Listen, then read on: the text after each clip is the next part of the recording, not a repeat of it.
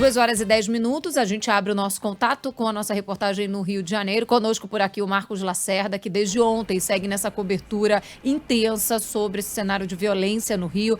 Lacerda, traz um panorama pra gente, repercussão nacional e internacional também desses ataques aí no Rio, né? Pois é, Thaís, chama muita atenção a repercussão, a notícia em si da morte do miliciano Matheus da Silva Rezende, o Faustão, acaba perdendo um pouco, digamos assim, a importância em relação ao caos que tivemos ontem no Rio de Janeiro. A gente ficou aqui mais de 2 horas no ar relatando o que os ouvintes sentiam na pele na volta para casa, e a noite piorou ainda mais quando os ônibus foram retirados de circulação com o temor de ter novos ataques.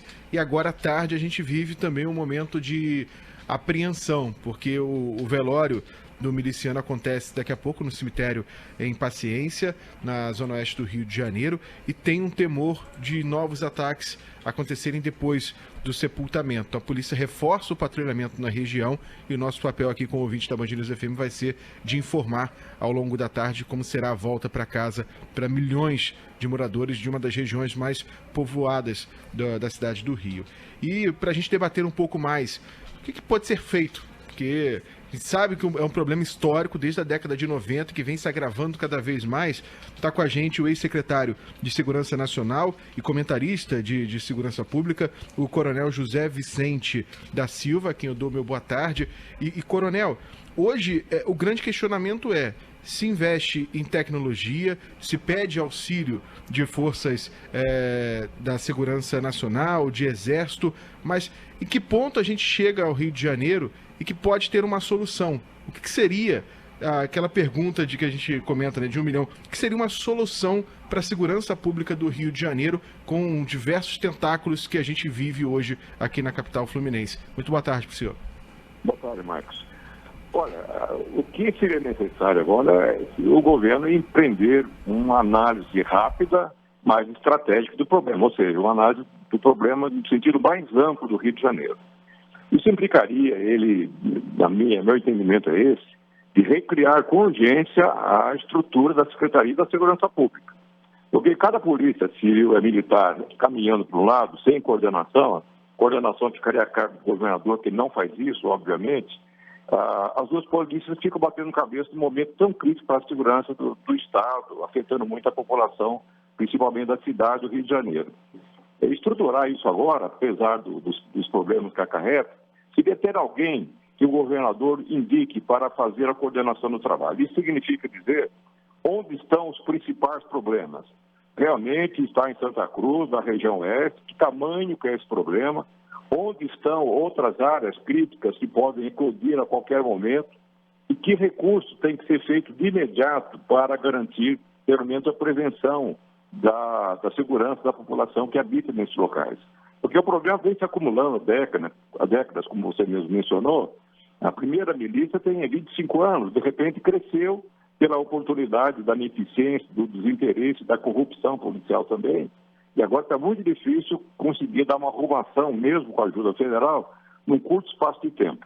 Mas, mesmo correndo atrás do prejuízo, como intensificar o patrulhamento nessas áreas mais sensíveis, nesse momento, como é o caso do velório do miliciano que foi morto, é necessário dar uma checada geral onde estão os principais problemas e o que fazer com eles.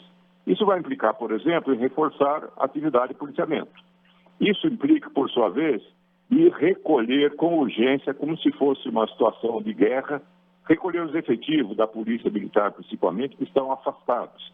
Devemos ter pelo menos 3.000 PM que estão, que é um hábito de muitos estados também, os 3.000 PMs que estão na administração, estão em outros órgãos, na Assembleia, Tribunal de Contas, etc., etc. Eles precisam voltar para as ruas. E esse é o momento mais que justificado para isso. Agora eu queria saber exatamente sobre isso. Mais uma vez, Coronel, a gente conversa por aqui para trazer esse relato do que seria a solução. A gente falou muito com especialistas falando sobre essa descentralização da segurança no Rio, com o desmembramento da Secretaria de Segurança Pública na Secretaria de Polícia Civil, na Secretaria de Polícia Militar. É o momento de repensar esse cenário. Eu conversei com o governador Cláudio Castro agora há pouco, ao vivo, no Band News TV, e ele falou, olha, isso não teria nada a ver com o que aconteceu ontem ontem. O que aconteceu ontem foi uma desproporcionalidade, mas não faltou inteligência e não faltou comunicação. Como é que o senhor enxerga isso?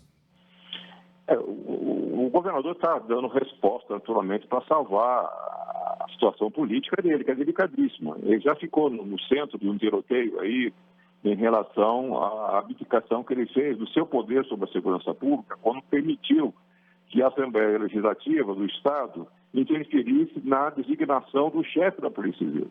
O governador não pode abrir mão desse comandamento da segurança pública. Isso enfraquece não só o governador e o novo chefe da Polícia Civil, mas toda a rede policial, ela olha com muita suspeição essa situação. Isso enfraquece, portanto, a instituição para dar combate aos problemas que estão nesse momento.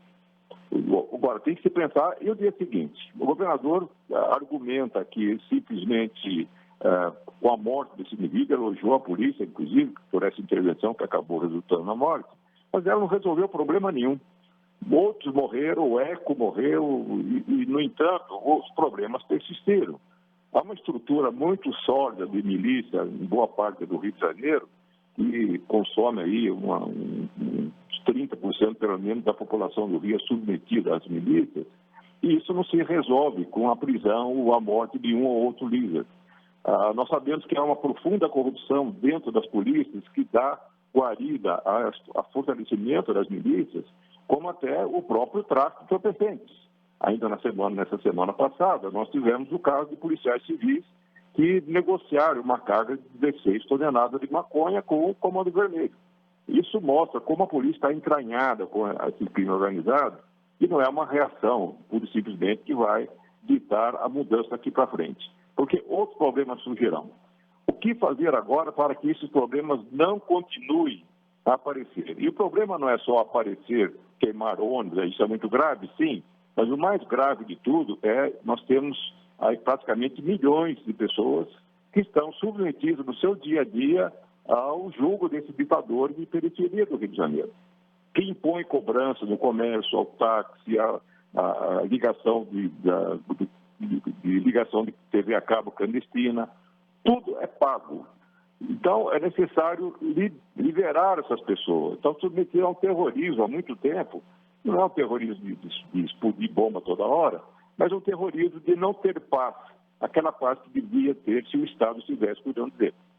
Eu queria entrar justamente nesse ponto, Coronel, e aí puxando por duas falas que repercutiram bastante do governador do Rio, uma em que ele disse que o Estado não será tomado por criminosos e também que o crime organizado que não ouse desafiar o poder do Estado. Bom, ontem o crime não só desafiou, como parou o sistema de transporte público em parte do Rio de Janeiro. Cidade, né? Parou a cidade. Como o senhor falou, tem locais, comunidades, favelas no Rio de Janeiro, onde serviços que deveriam ser oferecidos ou pelo Estado ou, enfim, por empresas privadas, são oferecidos por milícias. A gente vê desde lá atrás, primeiro o tráfico, as facções, depois a milícia, agora a narcomilícia. É incorreto falar que em parte do Rio de Janeiro, isso se repete em outros locais, mas a gente está com o holofote no Rio de Janeiro, infelizmente o Estado já foi tomado pelos criminosos? Uma boa parte, sem dúvida nenhuma. O levantamento feito pela Polícia Civil calcula cerca de 300 comunidades sob comandamento, sob o governo das milícias. E umas 800 comunidades já comandadas pelas facções do tráfico, principalmente pelo Comando Vermelho, que tem a maior presença nesse grupo de traficantes. E isso está há muito tempo, isso está há décadas. Então, o crime organizado já domina o Estado há muito tempo.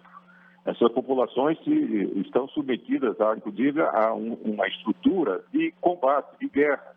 Uma estimativa feita pela polícia do Rio de Janeiro calcula que pelo menos 10 mil fuzis de combate estão em mãos, principalmente dos traficantes. Uma outra estimativa exagera, fala em mais de 20 mil, mas 10 mil seria suficiente para criar uma guerra civil. Lógico que não vão fazer nada mais que garantir seus territórios onde eles lucram. Mas, de qualquer maneira, é uma ameaça gigantesca que pesa primeiro, sobre a população que mora nesses locais comandados. E depois os demais, que acabam sentindo a presença dessas facções organizadas e da força que elas têm. A morte daquele médico lá na Barra da Tijuca, recentemente, tem uma grande repercussão nacional e internacional. ela mostrou essas duas faces, uma capacidade de atuar em qualquer lugar de uma forma violenta e depois como o próprio crime organizado julga aqueles que erraram fora das suas próprias normas. Quando nós falamos de ter normas e julgar e aplicar sanções para quem descumpre, isso deveria ser uma função do Estado. Mas o que nós estamos vendo em largas faixas de comunidade do Estado, isso é feito por chefões, ou da milícia, ou do tráfico. E o Estado não consegue chegar nesses locais, a não ser pedindo licença, a não ser se corrompendo ou chegar atirando. Coronel, aqui no Rio de Janeiro a gente teve já o fracassado processo da unidade de polícia pacificadora em comunidades. E hoje o que nós temos no Rio de Janeiro de algum programa de segurança pública é o projeto Segurança Presente, no qual os policiais de folga atuam em áreas onde os batalhões poderiam atuar. Por exemplo, a gente tem segurança presente no Aterro do Flamengo, em Copacabana, na região da Tijuca, na região do centro do Rio de Janeiro, no qual os policiais fazem uma segurança onde os batalhões, na teoria, não eram para ter problemas por ali. Qual é a sua visão em relação a isso, uma vez que há um enfoque muito maior para a rua, onde o governo do estado tem que investir, junto com a iniciativa privada, na contratação de novos policiais para fazer uma segurança em áreas onde os batalhões já eram para constar com isso. E um outro comparativo também de ineficácia de batalhões em alguns pontos do Rio de Janeiro, a gente tem o da Maré, que é uma das comunidades mais perigosas e que existe um batalhão policial destinado para ela, no qual não consegue se resolver. Tem alguma ideia de que se isso pode dar certo ou não, utilizar policiais de folga para fazer uma segurança com base em meta numa área em que, quando ele está de plantão, acaba não tendo um número eficaz e por isso tem que ser contratado por fora para fazer essa segurança ligado ao governo do estado? Olha, Marcos, isso é feito aqui em São Paulo também, policiais de folga que tiram alguma das suas horas da folga e vendem para o estado, que remunera, até prefeituras faz esse tipo de contratação. Mas são áreas tranquilas, que não exigem um grande comprometimento do policial nesses locais. Você fala o estado presente, você está falando do Leblon, está falando do Aterro, mas você não tem estado presente na Pavuna, não tem na Maré, não tem lá em Santa Cruz. Até porque o comércio também, se não me engano, ajuda um pouco na remuneração desses policiais. E existe uma grande desproporção. Um levantamento feito pelo jornal o Globo, há um tempo atrás, mostrou que havia um PM para 400 habitantes no Leblon e um PM para 200 mil lá em Belford Roxo. Então, um dos problemas sérios que o Rio tem, inclusive, é levantar os seus ativos policiais. Os efetivos são extremamente importantes. Mas não adianta trazer a Força Nacional de fora, ou trazer um sujeito de folga que trabalha numa outra área do Rio. É necessário ter condições de resposta das unidades locais, da delegacia local, do batalhão local. Nós temos um batalhão na Maré, e a Maré é um dos locais do Rio de Janeiro que tem uma das melhores proporções do Estado, em termos de policial por habitantes. Ela está bem dosada, é um dos melhores, comparativo ao Leblon, por exemplo. Mas o que nós percebemos? Que esse batalhão fica encolhido ali dentro da Maré e não faz um grande trabalho de prevenção.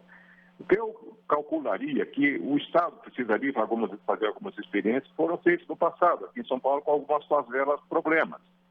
Faz uma rocinha, por exemplo, você sabe, deve ter 3 entradas principais por onde entram carros e ônibus.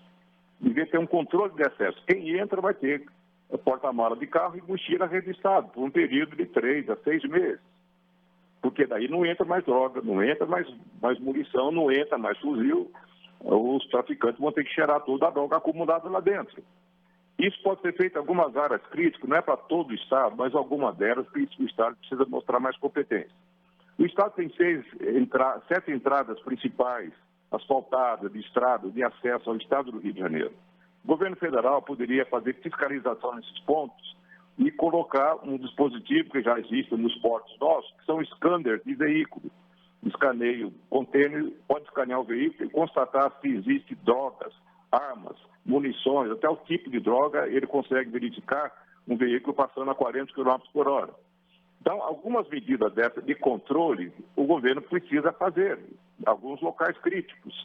E o local crítico, normalmente, você escolhe 20% de comunidade ou 20% do território. Nesses locais deve-se concentrar o esforço para mostrar, daí sim, a presença do Estado.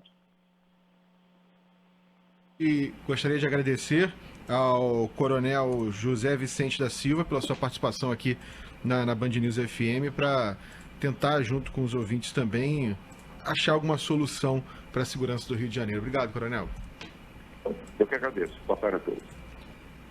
Agora, Thaís e Sandro, aqui no Rio de Janeiro também, agora à tarde, o secretário executivo do Ministério da Justiça, Ricardo Capelli, vai se reunir com entidades de segurança pública do Rio de Janeiro para tentar alguma alternativa, né, para ver se tem algum auxílio também do governo federal, para ver o que o governo federal pode ajudar. Mais cedo, ele já havia dito que não há uma possibilidade de intervenção federal na segurança pública do Rio, como já aconteceu no passado, e sim que podemos ter efetivos mais intensos no patrulhamento. A gente já tem a Força Nacional de Segurança atuando em rodovias e vamos ver se tem um denominador comum para se juntar às forças estaduais e federais no combate, no enfrentamento ao que a gente vive hoje no Rio de Janeiro, que são diversos problemas, né?